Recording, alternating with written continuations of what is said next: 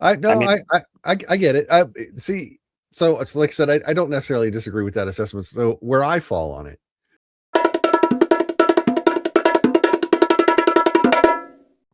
Hey everyone, welcome back to the Visually Stunning Movie Podcast. I am Mark. That's Ryan. Hi Ryan. hello. Last night I saw a movie that you saw last week, and it is a Yes. movie that opens tomorrow, Friday, the 30th of January. Sam Raimi, one of my favorites because I'm an Evil Deadaholic. Send Help.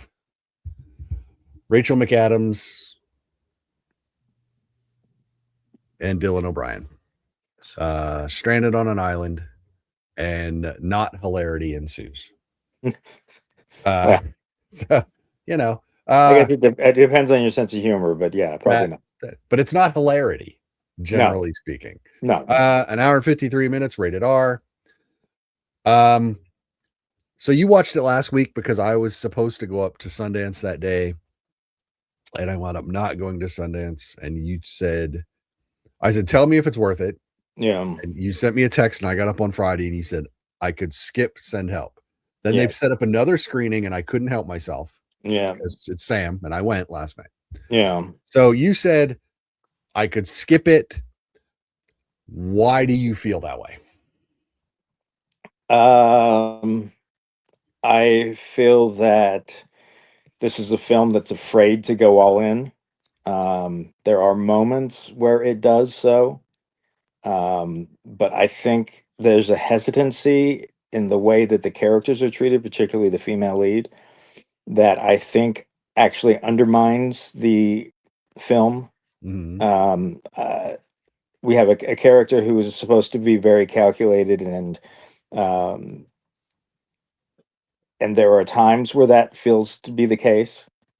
Um, but it feels to me like they were afraid to make her um, anything close to unlikable.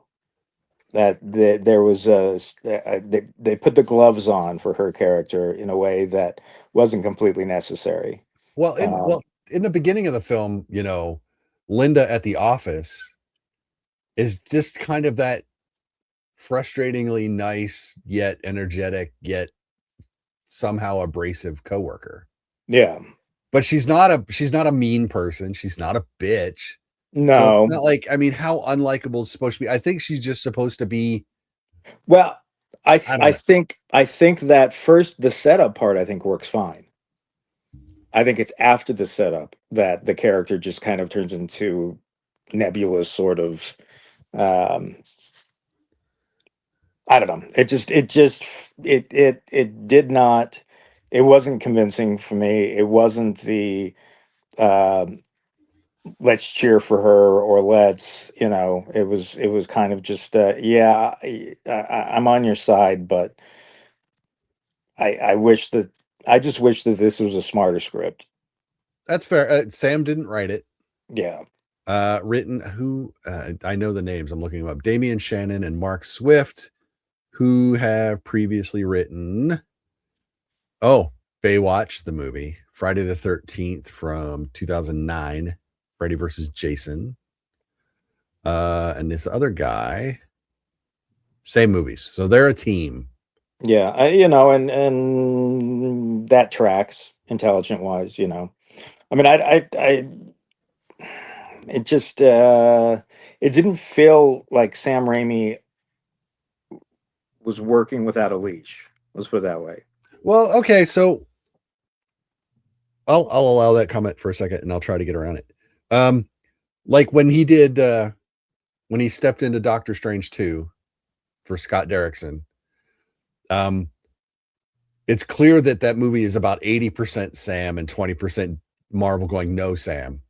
Yeah, Um, so yeah, when he's handcuffed, it does. I think it accentuates the Raimiisms more, and then so there it's noticeable when you're out of that. It's more noticeable when you're out of that, and there are Raimiisms all through this movie. yeah, they're Even the bursts. subtle one, the hand up in Yeah, the in the sky shield, but that's a classic one. Um, the shaky cam, the turning of the head, tracing the sound, all of that, all of those cute little Raimi-isms are in there. But yeah, like I said, if it had been his script, I think she would have been. I don't know if she would have been darker on the island sooner. Well, I think that it does take a while to get going too. Well, to be fair, it's really the subtlest game of cat and mouse for the first 40 or hour and a half. And then it goes horror movie. I mean, with the exception of the castration scene before that. That was pretty horrific. But brilliant. I loved it. Right, and that it needed more of that because Right. it's when she gets to that point that she becomes interesting again. Yeah. I get it. See, so it's like I said, I don't necessarily disagree with that assessment. So where I fall is that I love that I can see all the Raimi-isms, but I can, like I said, the last half hour for me. So for me, the last half hour is the best, right? When it's probably, yeah, full bore. Unbelievably, when I came out, I heard people talking. That last half hour, they go, that's when I stopped liking it. And I was like, I just wanted to turn around and go, are you kidding? That's like the best part of, I mean, like I said, there were moments throughout, but I think maybe if he trimmed 10 minutes off the first hour and a half and maybe tightened that up a little bit, that might be good. I've seen way too many movies like this. So I kind of knew what was coming. So the first one that came to mind was Triangle of Sadness. Yeah. In the initial setup, which is hilarious, but then it becomes even more relevant at the end. So it is very Triangle of Sadness, but with a truly horrific bent. And Triangle of Sadness is terrible. So, but this one is better than that. It's watchable. I was entertained. I don't know what the rewatchability on this one is. It's not like you're going to sit down every month and watch this like you might Army of Darkness or Evil Dead 2 or Darkman or something. I don't know that it's that engaging. But I didn't mind sitting through it. I mean, except for the fact that I had to drive home through last night's weather. But the movie itself didn't. I don't really have any complaints except I want more Sam.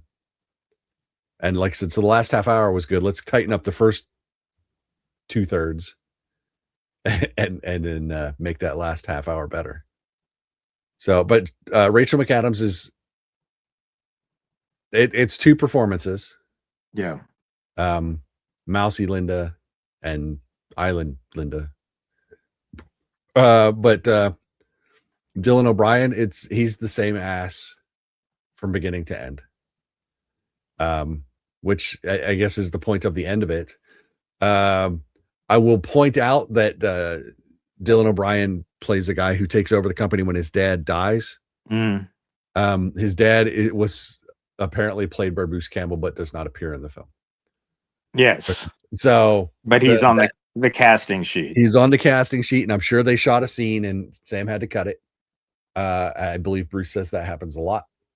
But yes, per the norm, Bruce Campbell is in a Sam Raimi movie, so you gotta like that. Some of it, like I say, it's not his best. It's not his best horror. Certainly not his best comedy. Like I said, it wasn't bad, but I don't know that I'm going to rush right out and rewatch it. And I think that's the saddest part. So it's not bad, but that's kind of where I'm at on this one. And again, I think it's problematic in that we just saw a horror movie that had comedy, had horror, had lots of stuff in it that worked incredibly well, that went to extremes. But I guess not everything can be the Bone Temple. No, that You is know, true. and I think that's where if I hadn't if Bone Temple wasn't right on my mind already, maybe this film plays a little better. Mhm. Um, but we don't really see films in a vacuum. No. Some people do, we don't. And so it's kind of hard to ignore. I really thought this was mediocrity, and that's not what I want from Sam Raimi. No. I would actually prefer to hate something that Sam Raimi does to kind of be indifferent to it. Yeah. Because then I could, but I just felt like the whole middle section was slow. I thought that she should have had more purpose. But there were certain moments where she's timid at a point where she should no longer be timid based Right. on the character development that Mhm. in the script, and I don't know. Yeah. Yeah. And I when it started, I was like, oh, it's a 20th Century Studios. Yes, So it's a Disney movie. yeah, Which again makes you wonder. But they put it under 20th Century, so it's like, come on, man, cut him some slack. Let let him run a little bit. After we get Alien Earth, we get Romulus, we get all these darker yeah. movies. It's not like we can't put him in there. So I'm just wondering, was it the script that was that limiting, or what? Yeah, I don't know. It just didn't feel. It felt like it was too reined in for me. Yeah. And the thing that makes it feel even more reined in is there are those moments. That initial boar scene, Or type do you stuff. hunt? Yeah, I think I like it. that sort of stuff. So yeah. So and I think that again, those moments make you go, okay, that's what this could have been. Yeah. And I know a lot of people were reviewing this pretty well. I'm a little surprised, to be honest. But Well, let's stop and think about this. A lot of people are crapping on Bone Temple, and I wonder if the people that are doing that are the ones that like this. I mean, yeah, I maybe. enjoyed them both. I think Bone Temple's better, I think Bone but Temple's infinitely better. but it just makes me wonder if it just becomes A stylistic thing. Is Bone Temple too deep? Yeah.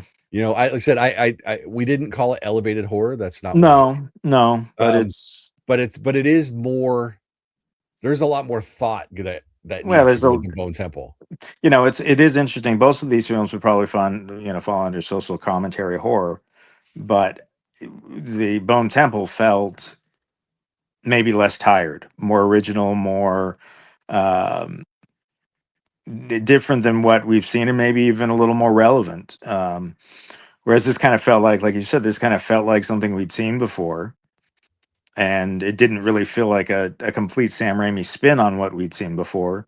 So it kind of just falls into the space of, well, we've seen it before, and there are a couple of good moments, and there we go. Yep. So there you go. I liked it more than you did, which is Yeah, fine. But like I said, it would have to be terrible for me to just poo poo all over Sam. So and I like, uh, obviously, I like Sam. I like a lot of his work. I think he's done some phenomenal films, um, even non horror. even non-horror. Yeah, absolutely. But if people calling this a return to form, I think is a stretch. Yeah, no, it's you can see his form from here, Yeah, but he's not all the way there yet. Not with this one. So yeah, yeah, so that Send Help washes into theaters tomorrow, January 30th. If you're a fan, check it. Like I said, it's not. I didn't find it unenjoyable. So it was a fine 2 hours. I just wish there was room for improvement. That's what I'll say. So, um, we've got more stuff to watch. We're still sorting through Sundance, which yeah, we are going to talk about in a future episode. Um, so yeah, the year is starting to ramp up. Uh, at some point, I'm sure we will do either a pre or post Oscar show yeah. and discuss how wrong we think they are about so many things, which they are. But we will talk about that at a future. But until that time comes, don't forget to like us, follow us on social media. Go to the website, vsmoviepodcast.com. That's where all the links are going to be. If you're watching this on YouTube, click subscribe. That would be lovely as well. And until we talk to you again, be good, stay safe. I'm Mark. That's Ryan. Bye, Ryan. See you, folks. We'll talk to y'all later. Bye-bye.